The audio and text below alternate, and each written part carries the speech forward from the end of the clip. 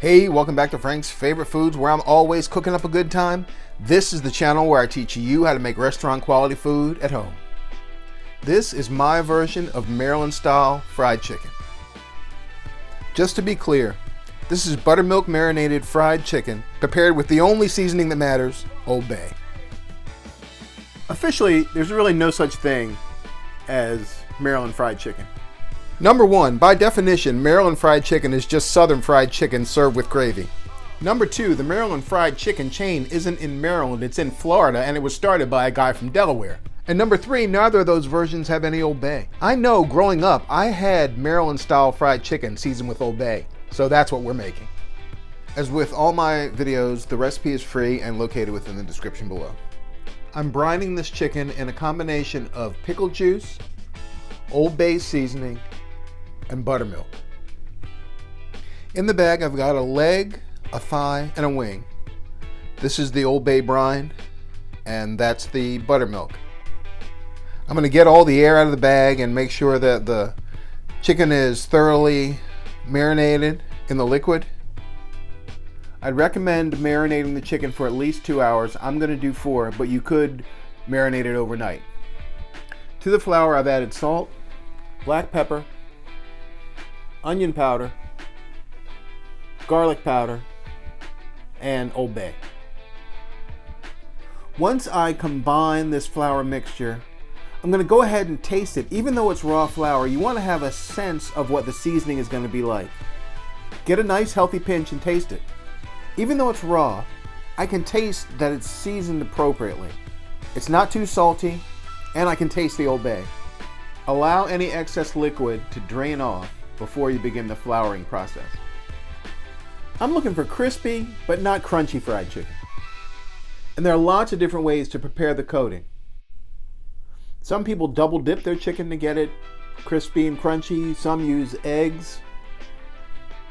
The process I use is to knead the flour into the chicken.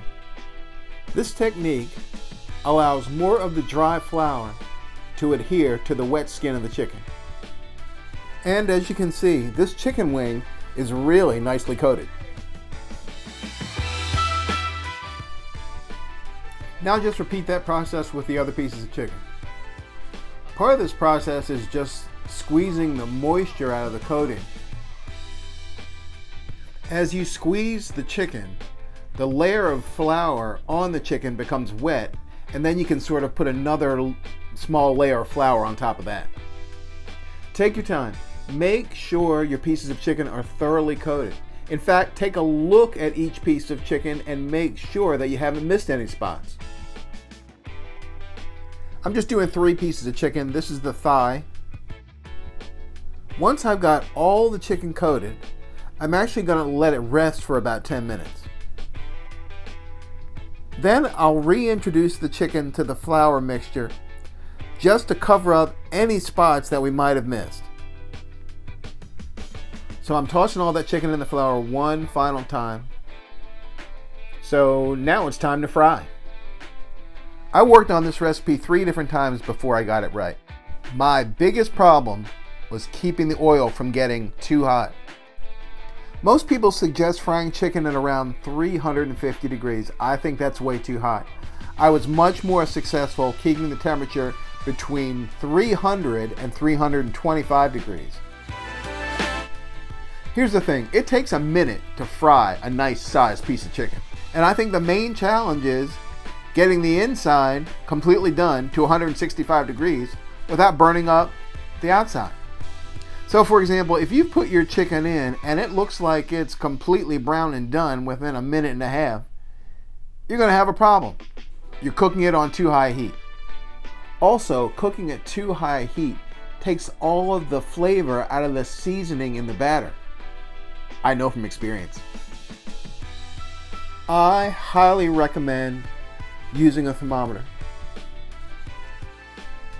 You can see I'm staying in that zone right around 300, 320 degrees. And you can see how the chicken is browning up nicely.